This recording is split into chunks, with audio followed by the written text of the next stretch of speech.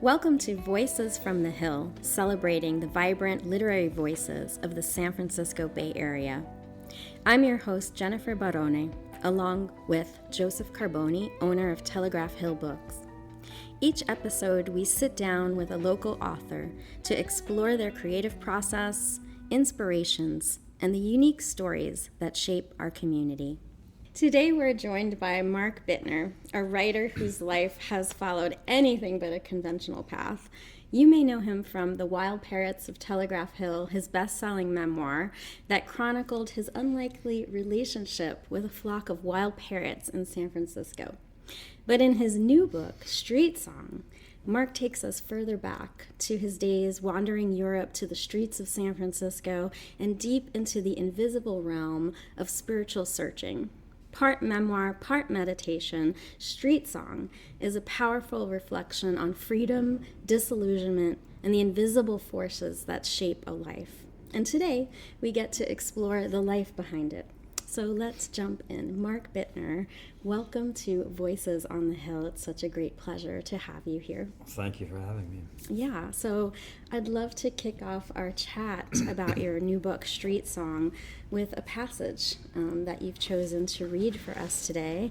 And when you read from it, maybe you can also tell us why it holds special meaning for you. Let me open this. Okay, I always have a hard time explaining what the book is about. So I'm going to read from the preface, which gives a good description of what I was trying to do.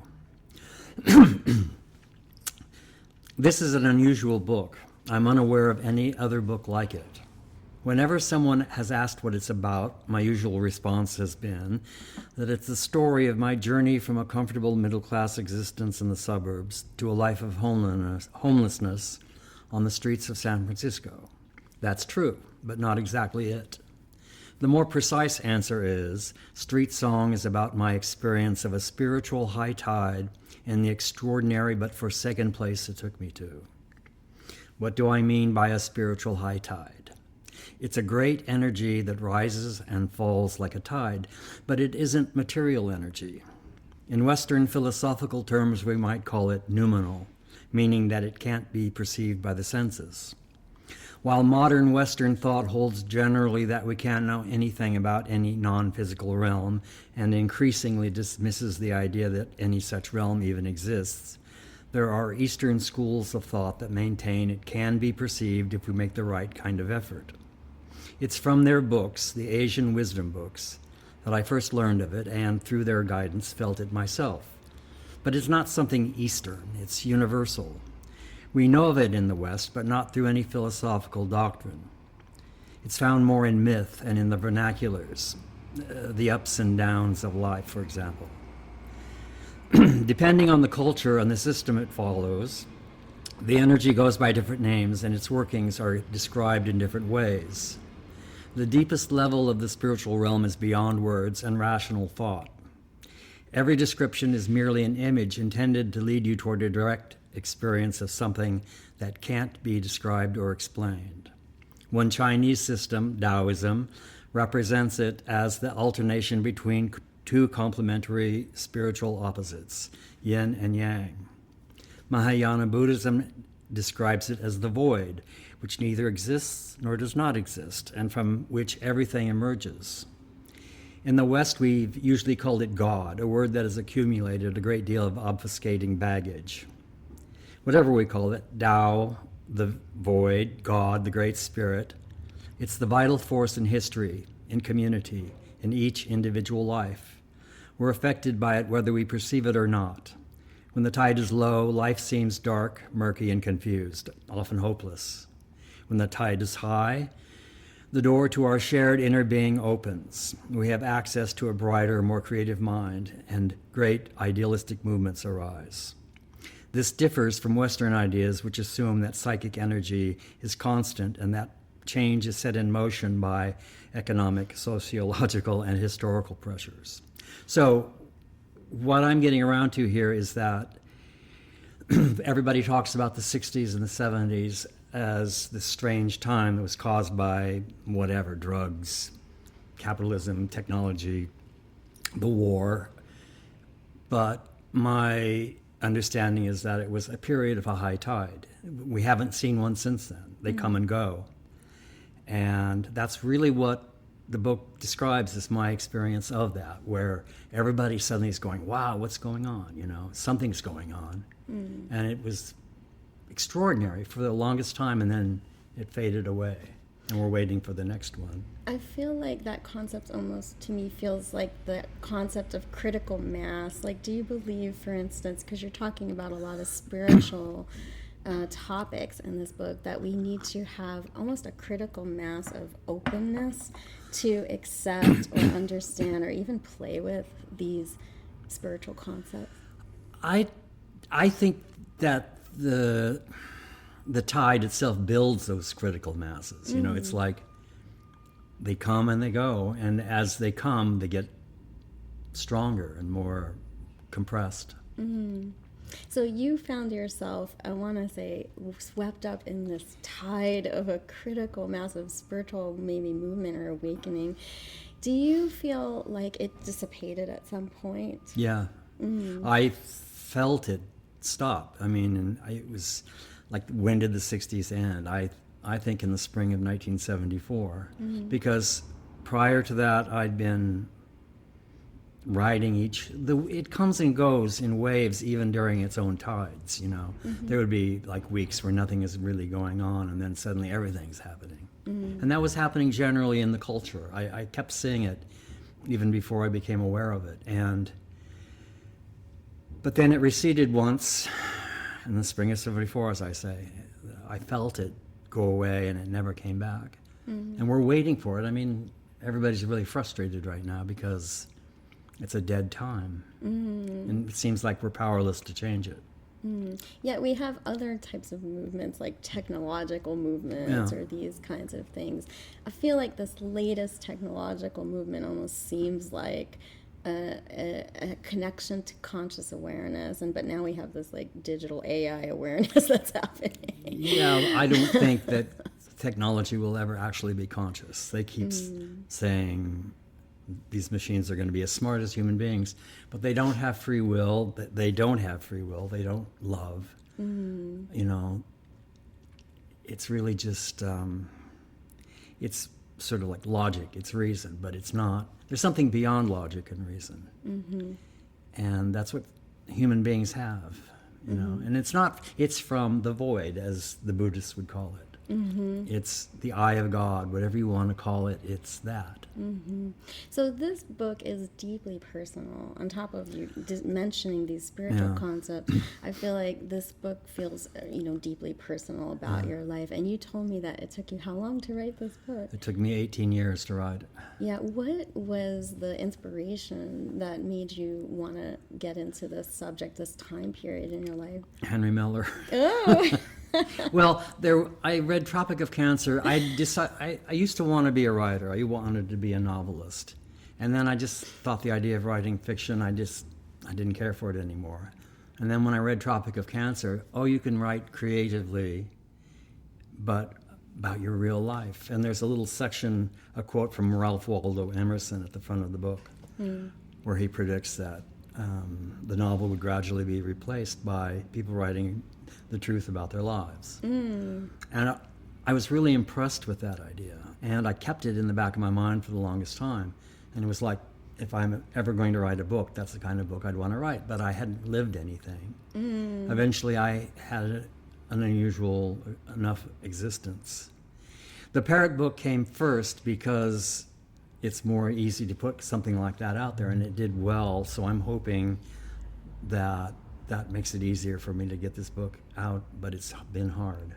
Do you think even if a person writes fiction, let's say, or another form, that they're still kind of writing about themselves in a way? Oh, sure, of course. Yeah. Even when they write memoirs, often they're writing fiction, because you'll have these long conversations that they couldn't possibly remember. Was there like something about the story of Wild Parrots that maybe you pulled into this book, like an aspect of that time period that maybe you didn't get a chance to tell? Well, always looked at the parrots as part of that whole thing. I Right. mean, it was an extension. My question has always been, what is consciousness? What is the mind? And I fell in love with the parrots, and I was just feeding them and interacting with them and having fun. But I eventually had to start wondering about what I was seeing. You know, they're smart. And how smart are they? What does that mean? You know, they have personalities. What does that mean? And it became philosophical, if you want to call it that. It became spiritual. I mean, one day I was looking at them, and I talk about this in the parrot book, and I was remembering something I'd read by Suzuki Roshi, the Zen master here in San Francisco, and I never really understood his book, but looking at the parrot's eyes, I suddenly understood what he was talking about. And I started reading that book again, and it was just like everything was very clear. Is this Zen Mind, Beginner's Mind? Yeah, Yes. Zen Mind, Beginner's Mind. Such a beautiful book. Yeah. There's one book, part of that book actually, that sticks out the most for me, and he says about a bluebird. And he's, Yeah. do you remember that part Yeah, of the book? he's Something to the effect In your of- mind. Yeah, something to the effect that, if you kind of just let go and you can become the bluebird Yeah. itself. Yeah. Like if you He'll just, stop annoying you then. yeah, exactly. It was, was it a scrub jay or a bluebird? Could have been a bluebird. I don't remember. Or a Stellar's jay, maybe. Yeah, it's probably a Stellar's jay. Right? They're really loud. Yeah. Yeah. Well, I mean, this concept in this new book, Street Song, I feel like you are attempting to bring in your direct experience of these philosophical concepts. Did you always have this kind of awareness in your life, you know, going back to the earliest memories that you're working with in Street Song, or were these influences from some of the books that you were reading? It's a combination of things. When I was a little boy, I mean, I was raised in a non-religious household, but I had questions about existence all the time, you know. And I was reading books that addressed my issues, but it was really just the direction my life took. I mean, I wanted to be a musician for a while when that was a big deal, but I never really felt like one. I wanted to be a writer because I figured they were the ones who knew. I wanted to know. One day I was walking down the street where I grew up. It was just a big suburban area, and I just felt the hollowness of it, and it made me want to cry. And I didn't know anybody else who felt the same way, that this existence was lifeless. I mean, what's the use of living if you're not going to have a life? So from that moment on, I just decided that I was going to figure out what this was all about, and I still haven't figured it out, but I keep working toward it. You mentioned to me when we were in conversation that at one point, because you were living on the street, that you were in Cadell Alley. Yeah. That was right behind this Cadell book- Alley. Cadell Alley, Yeah. which is right behind this bookstore. Yeah. Which is pretty wild to me. How does it feel to be doing a podcast about a book It's ironic. and around the corner from the alley It's that you used ironic. to live in? I mean, this intersection right out the window, that was my living room. I was there all the time. That fire hydrant over there, I used to sit on it and talk to passersby. I was homeless on the street the real period of abject homelessness was about 4 or 5 months. But then I started meeting people, and every now and then I'd have a place to crash. But I had been walking around the neighborhood, and it was exhausting just trying to stay alive and stay clean. And I used to walk up to the top of the hill to sleep in the bushes, but it just got tiring. So one day I swallowed my pride and said, all right, I'm going to sleep in this alley. I didn't want to be seen. You know, like, it was my middle-class upbringing. I didn't want to be seen sleeping on the street, but it was just too exhausting to go up that hill every day. So I started sleeping in the alley. Was this a conscious choice to be living in this way? Sort of and sort of not. I had developed this theory when I wanted to be an artist, a writer or a musician or whatever.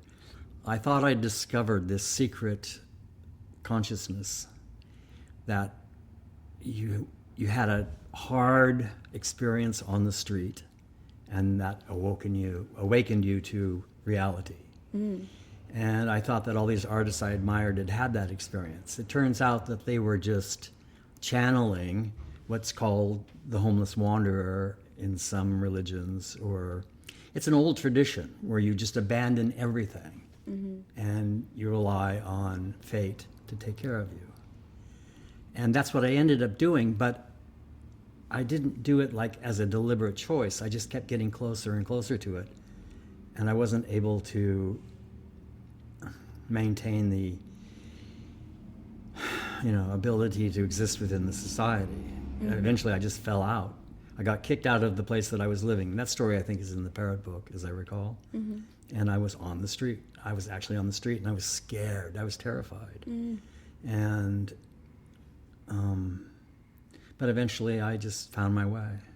There's stories, obviously, during, well, not exactly that period, but Jack Kerouac on the road and the Beat poets. Were they an influence for you? And they were also really into the Eastern religion. Yeah, they weren't a huge influence on me, but they were an influence. I came here to North Beach because of its reputation as a writer's community.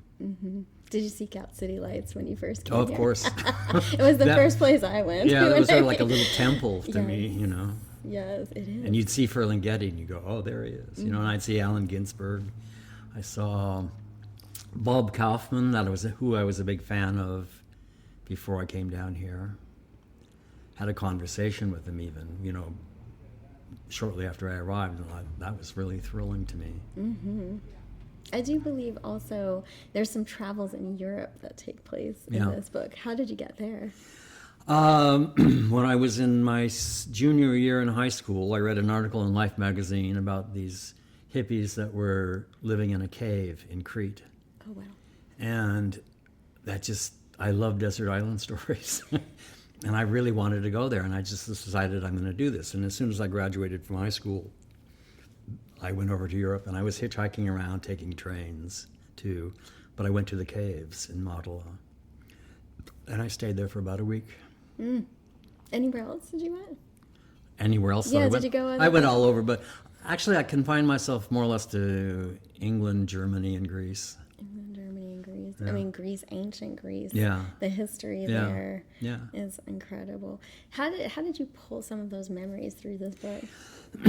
Well, I happen to have a good memory, it turns out. I mean, I was in love with a German girl during that trip. I fell in love with this German girl, and I knew her for about a week, and then I had to come home. And we stayed in contact for a week or two, and then, it just fell off, dropped off to nothing.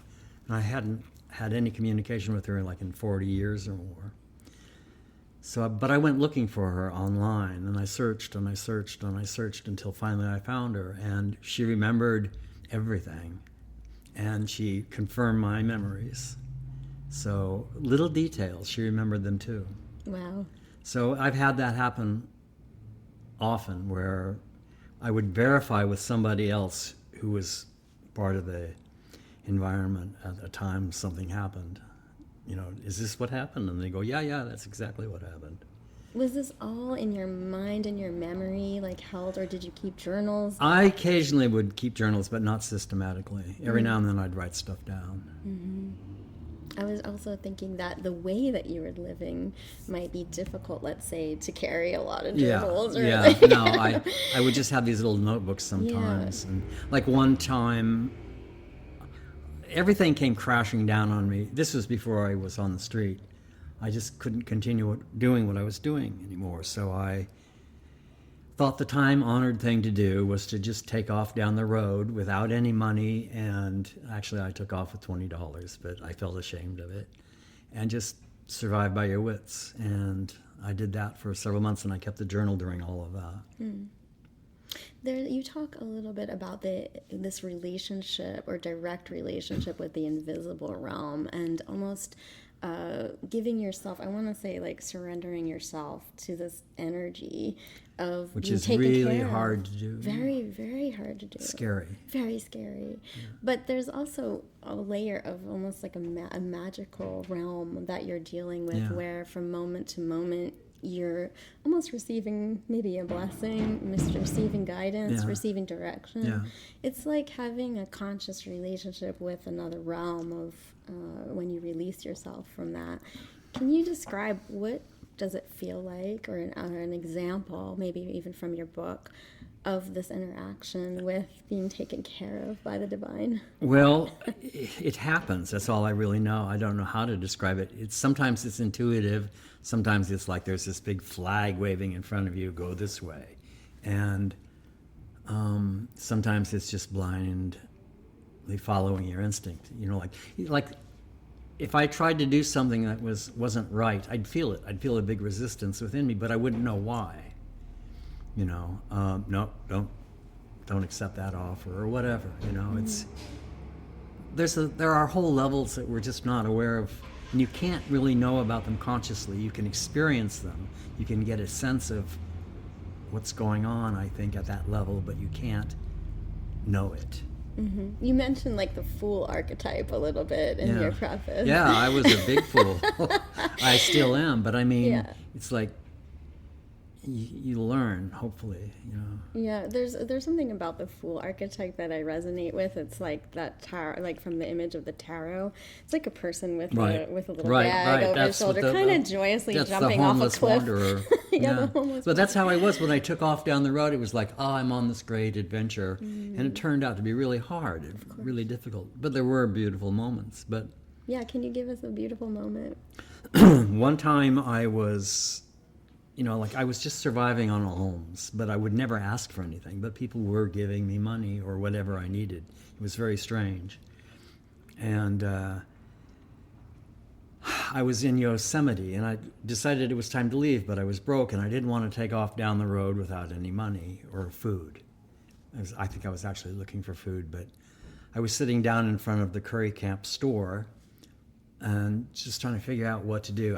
I was watching the crowd as it walked by me, and I'm trying to figure out, where is this money that I need, or food, where is it going to come from?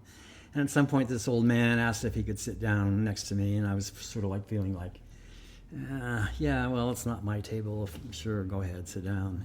I was focused on survival.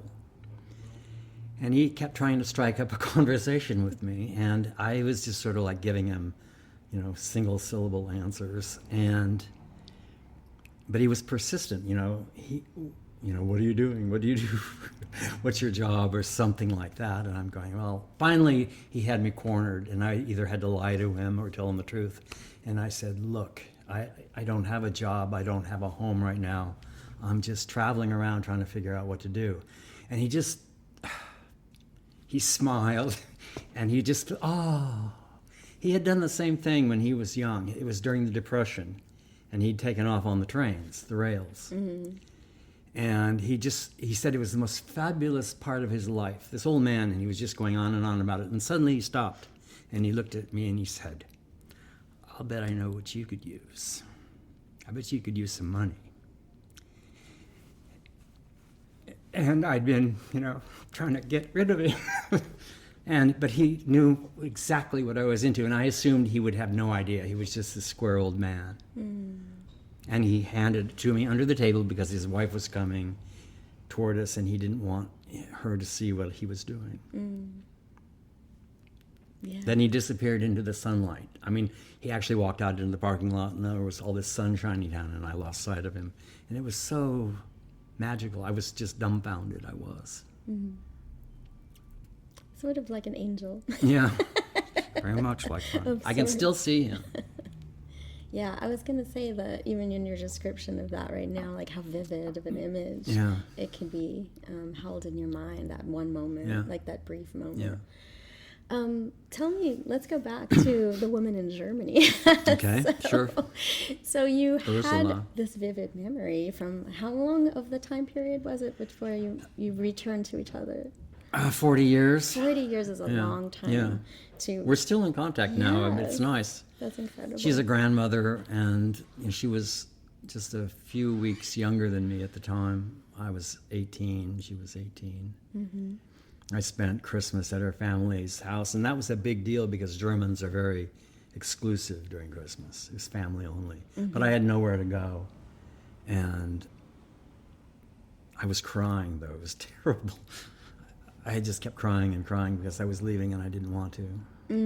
How did you wind up finding her again? Well, I had gone back to she lived in this small town, Ketvik. That's where I met her. And I had gone back there to do research. I wanted to see the town, take descriptions and all of that. And I was staying in this little hotel that was owned and operated by an American woman. And one day when I was doing research, she had an unusual last name, Von Haren, which is really Dutch. And I found a woman with that same last name in that same town. And the address put her right across the street from the hotel I'd been staying in. So I wrote the American woman at her hotel and I said, there's a woman across the street who I think is the sister or something of the woman that I've been looking for and was in love with, and could you ask her if she knows Ursula? And she said, she's a horrible witch, but okay, I'll do it for you. And she went and asked her, and she said, yes, Ursula is her sister, and she gave her my contact information. And it was just this tenuous little thing. That's incredible. Yeah. Well, it's incredible, like, to hold somebody in your conscious Yeah. heart and mind and awareness for so many years. Well, it was a really beautiful experience. It Yeah. was very memorable because it was Christmas, and German Christmases are very Christmassy. And we're walking around the town in the dead of winter. There's snow on the ground, arm in arm. And, it was like the kind of experience you want to have, and you just think they're a dream. Mm-hmm.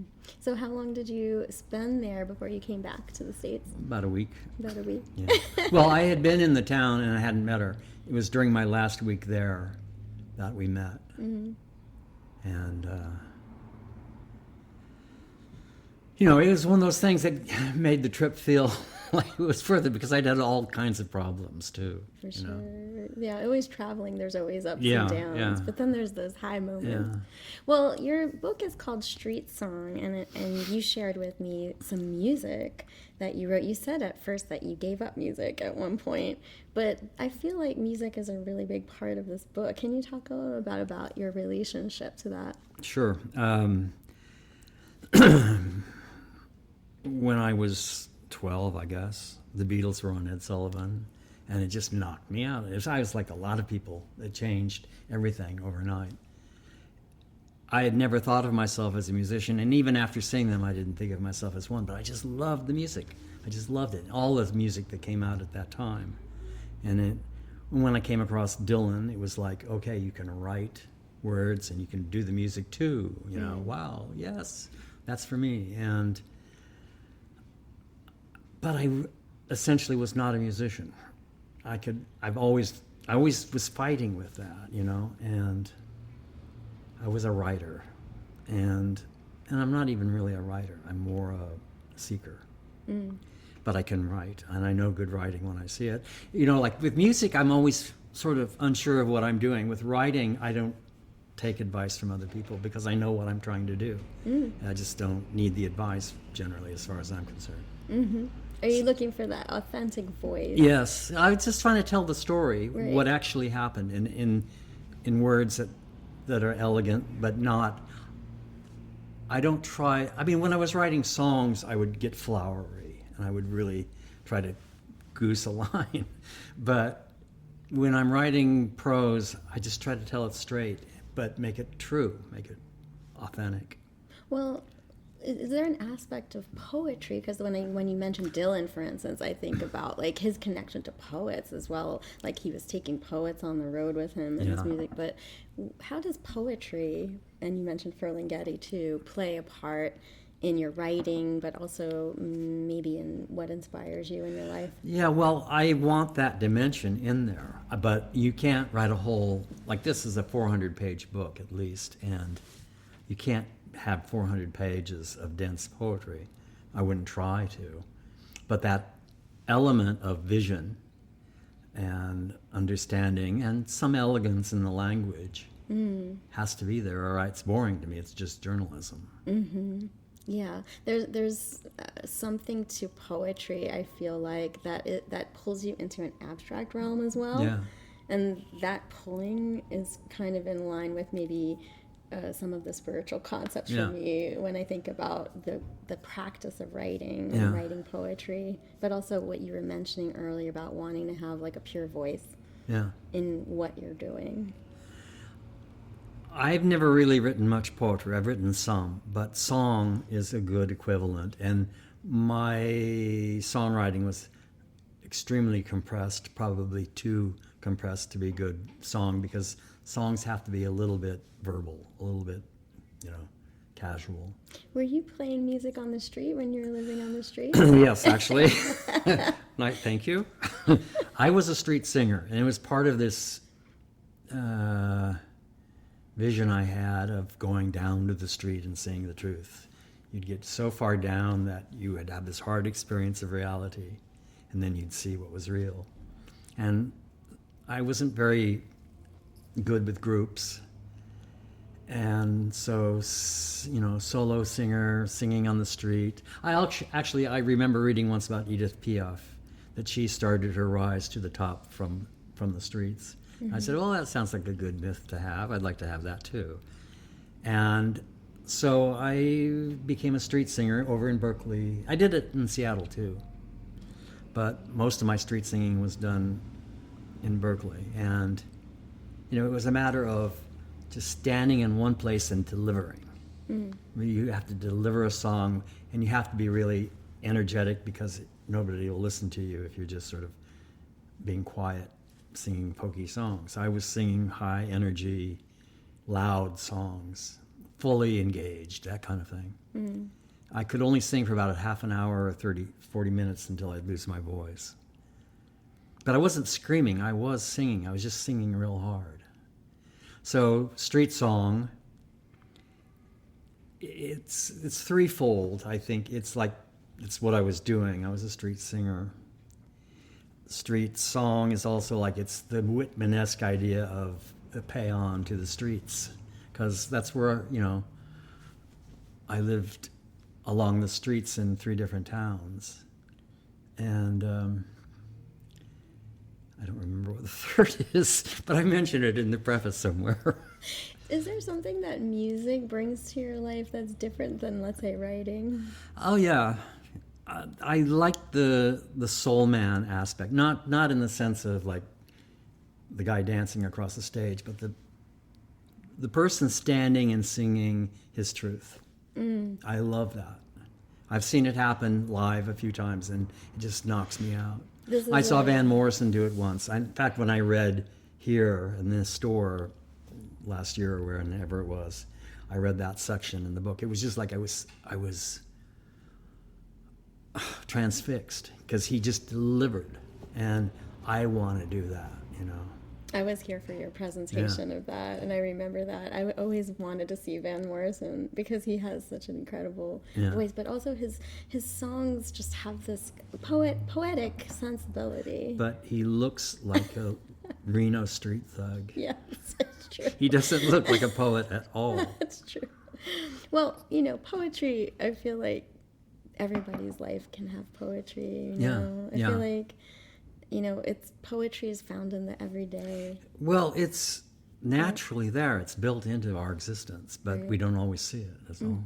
Every now and then, a really weird coincidence, but that's not. When we say that, we mean it's an accident, but it's not an accident. Exactly. Yeah, so music is a really big part of this book, and you shared with me some beautiful songs that you've written. Some of them were covers, but some are original songs. How many songs have you written? Not very many, probably around 30. And then you have some beautiful duets with quite a few Mm-hmm. different women musicians, as well as you're playing with other musicians who are bringing other instrumentation. Can you talk a little bit about that process? Well, I was going to do this. I just thought since I was writing about my voice and singing, I would do a recording of me singing and playing guitar like I did on the street. But when I got into the studio, I couldn't do what I used to do anymore because it required a certain kind of focus and energy toward the music that I didn't have any longer. Plus, I'd never been in a studio before, and it was like a big toy. So I went toward the approach of layering instruments on top of one another. And I just got into it. I loved doing it. And I don't know why, but there aren't any other male voices on the album except for mine, but I liked singing with women. Yeah. So I have like 3 or 4 different, one of them is my sister, but women singers singing with me. Mm-hmm. Well, I want to wrap up our conversation on this question, maybe. I feel like your book is attempting to go back in time. It's very personal about this experience, but in one way, I feel like you're attempting to describe what's almost indescribable. Can you talk a little bit about, like, what do you feel through the experiences of this book, through the writing of this book, and then the sharing? What is it that you're looking to leave people with? Is it with more questions than answers, maybe, about life, or what is your wisdom that you'd like to impart? When I read a book, I want it to change my life. I want it to present something to me that I can recognize as being true and that will motivate me to work in a particular direction. I mean, that's the kind of book I'd want to write. And I had this very unusual experience on the street and the path that took me there. One of the things that I do in the book is show the steps along the way, because it can sound really flaky. Oh, he was living in the suburbs and then he went to the street. Oh, well, why did he do that? I think when you see a homeless person, you look at them and you go, I do. It's like, well, how did he get there? What were did he take too many drugs or what, And I just wanted to show the steps. I didn't have drug problems. I didn't have mental health issues. I had a real strong desire to live a real life. And I didn't know how you do that. Mm-hmm. But I thought I'd grown up in a cushy suburban existence. I need a hard experience just to be a man, Do you feel like that we need to have a hard experience in order to have an awakening of reality? Yeah, well, it's inevitable. I don't think we need it so much as it's just going to happen, because I was imagining as I wrote out a lot of this stuff, like, they're going to think that I'm a fool. But of course, whoever has walked down this path didn't start out as a fool. Mm-hmm. You have to. That's what you are when you begin. But you have this glorious, like the tarot card. You're this mighty adventure into the future. It's my favorite archetype. Yeah. I feel like anytime you're striking out, you need to be the fool. It could be the cover of this book. I'll be a fool for love. I'll just admit that. Okay. Mark Bittner, it's been like such a pleasure to get to know you and to get to know your work and to have you here on this podcast. Thank you so much. Thank you for having me. Yeah, thank you for sharing your journey. Thank you for sharing your work with us. And for listeners who would love to learn more about Mark Bittner and his work and his forthcoming book, Street Song, you can visit markbittner.net and also find him on Facebook. And find Mark's books at your local independent bookstores, including Telegraph Hill Books. Anything else you'd like to add, Mark? No. Thank you so much. All right. Thank you. Yay.